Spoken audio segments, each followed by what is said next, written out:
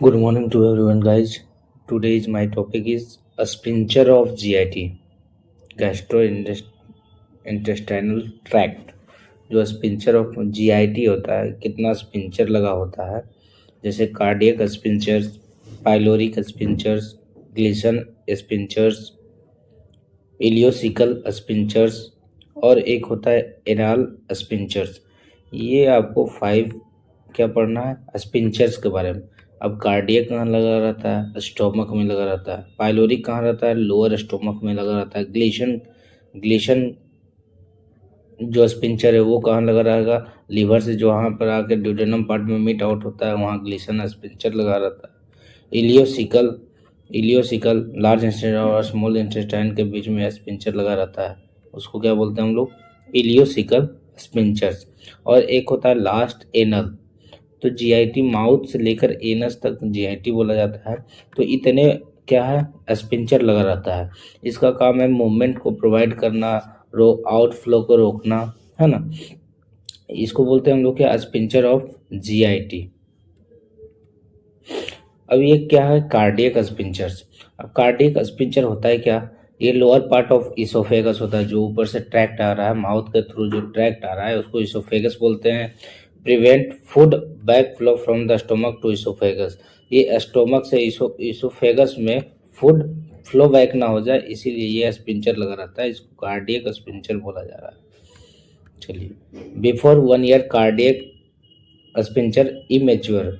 1 साल के पहले क्या आता है, इमेच्योर रहता है, मैच्योरेशन उसमें नहीं होता है, किसमें, कार्डियक स्पिंचर्स में। But after letters so infant physiological GERD, है ना। जीईआरडी जो होता है उसका फंक्शनिंग अभी प्रिवेंट रहता है 1 ईयर्स तक। आफ्टर 1 ईयर्स कार्डियक स्पिंचर्स क्या होता है, वेल डेवलप्ड हो जाता है। ये जो कार्डियक स्पिंचर है ये जस्ट लुक लाइक क्या है, मसल्स है। अब ये पाइलोरिक स्पिंचर्स है, ये कहाँ पाया जाता है, lower part of stomach. Stomach के लोअर पार्ट में ये पाइलोरिक स्पिंचर लगा रहता है। Prevent intestine contain in stomach, ये इंटेस्टाइन और स्टोमक के बीच में सेपरेट करता है। Prevent intestine contain in stomach. अब इसमें दिक्कत आ जाता है, जैसे ये हमारा क्या है, ये स्टोमक है और नीचे वाला जो पोर्शन है इसको बोलते हैं pyloric स्पिंचर्स।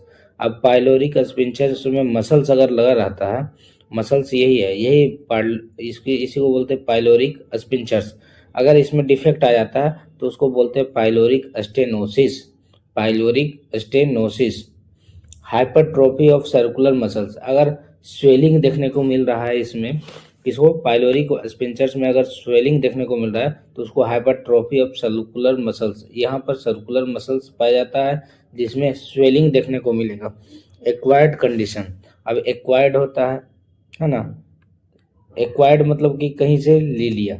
Acquired conditions after birth. अब एक होता है मदर्स के थ्रू डिजीज को दिया जाता है। अब क्या होता है, एक होता है एक्वायर्ड। एक्वायर्ड मतलब होता है कि आफ्टर बर्थ, आफ्टर बर्थ अगर आपको डिजीज हो रहा है तो उसको बोलते हैं हम एक्वायर्ड कंडीशन, एक्वायर्ड कंडीशंस। अब इसका क्या है, प्रोजेक्टाइल वोमिटिंग। ये प्रोजेक्टाइल वोमिटिंग जैसा करता है, ये दिख रहा है थोड़ा सा, ये पाइलोरिक स्पिंचर्स है। ये यहाँ पर उसके बाद क्या है, इंटेस्टाइन स्टार्ट हो जाता है, स्मॉल इंटेस्टाइन और लार्ज इंटेस्टाइन।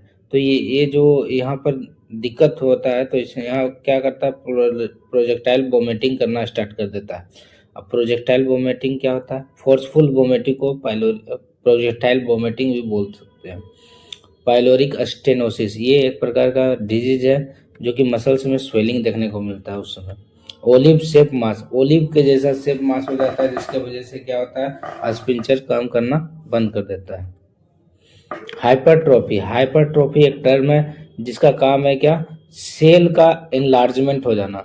एक सेल है, सेल का इनलार्जमेंट हो गया तो उसको हाइपरट्रोफी बोलते हैं। सेल का साइज बढ़ गया। हाइपरप्लेजिया मतलब क्या होता है, सेल के नंबर में इंक्रीजमेंट हो जाना, सेल के नंबर में इंक्रीजमेंट होना, तो उसको हाइपरप्लेजिया बोला जा रहा है।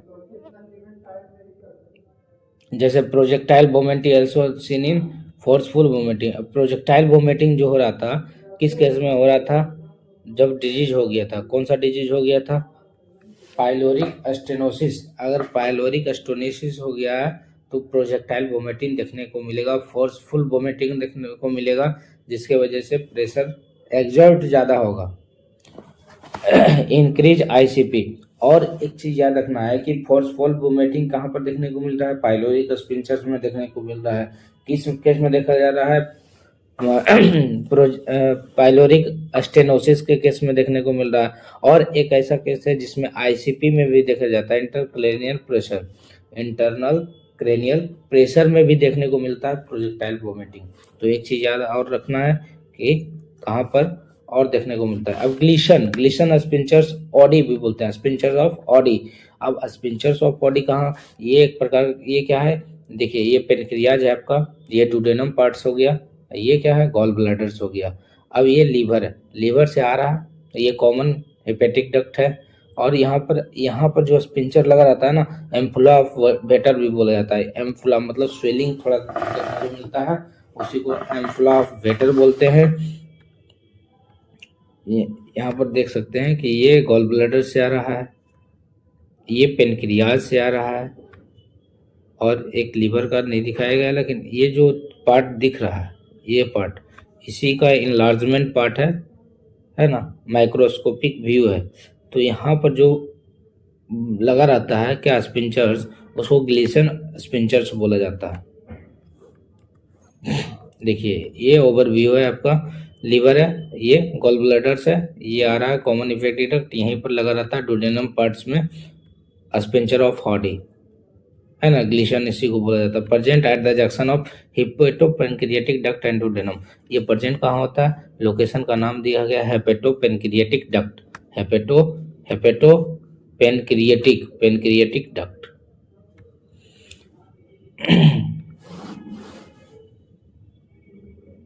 ये पार्ट्स है आपका, एम्फुला ऑफ वेडर्स, पेनक्रियाटोकस, और क्या है, कॉलीडोकस है ना, sphincters of choledochus and sphincter of pancreaticus. ये पेनक्रियाज का है, ये गॉल ब्लैडर का है, ये एम्फुला पार्ट ऑफ वेटर्स है, जहाँ पर हम लोग को स्पिंचर ऑफ ऑडी देखने को मिल रहा है, ऑडी। चलिए ग्लीशन स्कोर, ये स्कोर है प्रोस्टेट कैंसर का स्कोर है ना, ग्लीशन स्कोर है, इसके वजह से प्रोस्टेट कैंसर देखने को मिलेगा। क्या है, स्मॉल यूनिफॉर्म ग्लैंड्स, ये धीरे धीरे इनलार्जमेंट होते जा रहा है। तो ये कुछ नहीं है, ओवरव्यू है। ये देखो सिस्टमेटिक देख रहा है, स्टोमा इन ग्लैंड्स, ये देखने को मिल रहा है। पुअर है ना, well differentiated, moderate differentiated, poorly anaplastic हो रहा है ना। तो ये आगे देखने को मिलेगा प्रोस्टेट कैंसर का, ये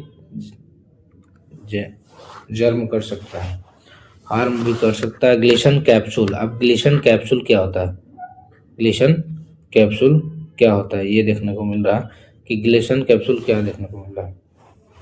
ग्लीशन कैप्सूल होता है, ये प्रेजेंट कहाँ होता है, ये एक लीवर है, राइट लीवर देखने को मिल रहा है। इसके जो लास्ट में जो चेम्बर है, उसके साइड में प्रेजेंट है ग्लीशन कैप्सूल। कहाँ पाया जा रहा है, fifth intercostal space, left side, left और राइट क्या है, लीवर है, लेफ्ट साइड के साइड में ग्लीशन कैप्सूल पाया जा रहा है। फैल्सीफोर लिगामेंट्स, फैल्सीफोरम लिगामेंट्स, पोर्टा हेपेटाइटिस, ये क्या है, गॉल ब्लैडर, ये पार्ट्स है, ये एनाटॉमिकल स्ट्रक्चर्स हैं। लेकिन हमको देखना है कि ग्लीशन कैप्सूल कहाँ पाया जाता है, लेफ्ट लीवर के साइड में, बॉर्डर में पाया जा रहा है। Ileocaecal, present between ileum part of the small intestine and caecum of the large intestine. तो ये समझना है कि जो इलियोसिकल जंक्शन होता है, स्पिंचर्स होता है, वो कहाँ पाया जाता है, स्मॉल इंटेस्टाइन और लार्ज इंटेस्टाइन के बीच में, जहाँ पर मिलता है उसको बोलते हैं सीकम पार्ट्स। और इंटरनल एनल, एनल है ना, एनल कैनाल है, इसको एनल स्पिंचर्स भी बोला जाता है। प्रेजेंट बिटवीन रेक्टम और रेनस, ये लास्ट पार्ट है, रेक्टम और रेनस, उसी के बीच में पाया जाता है स्पिंचर्स। 1 to 5 स्पिंचर्स, smooth muscles, involuntary, non striated है ना, इसको कभी भी हम लोग खींच नहीं सकते है ना, ये स्केलेटन मसल्स का बना रहता है, नॉट स्ट्रिएटेड। और ये इनवॉलेंट्री होता है, ये ब्रेन के द्वारा कंट्रोल होता है। 1 to 5 स्पिंचर्स स्मूथ मसल्स का जो बना रहता है। एक्सटर्नल एनल एनाल, अब क्या होता है, एक्सटर्नल जो एनल स्पिंचर्स है, एक इंटरनल था, अब एक्सटर्नल एनल स्पिंचर्स है। Lower part of anus made up of skeletal muscle, voluntary and striated. Means क्या बोला जा रहा है कि इंटरनल में 5 लगा रहता है स्पिंचर्स, जिसका काम है क्या, इनवॉलेंट्री मसल्स को, इनवॉलेंट्री एक्शन को शो करना, but made up of skeletal muscles. एक एक्सटर्नल एनल जो होता है वो वॉलेंट्री मसल्स का बना रहता है। अब वॉलेंट्री मसल्स का बना रहेगा तो वो एक्शन हमारे द्वारा परफॉर्म किया जाएगा, जैसे वो ब्रेन से कंट्रोल नहीं होता है, वो है ना, वो जो ह्यूमन्स है वो कंट्रोल कर सकते हैं। वॉलेंट्री मतलब जो ह्यूमन के द्वारा कंट्रोल में रहे उसको वॉलेंट्री बोलते हैं, और इनवॉलेंट्री मतलब क्या होता है, जो ह्यूमंस के द्वारा कंट्रोल में ना रहे, डायरेक्ट वो ब्रेन से कनेक्ट रहता है और ब्रेन के थ्रू ही वर्कआउट करता है। So thanks for watching this video.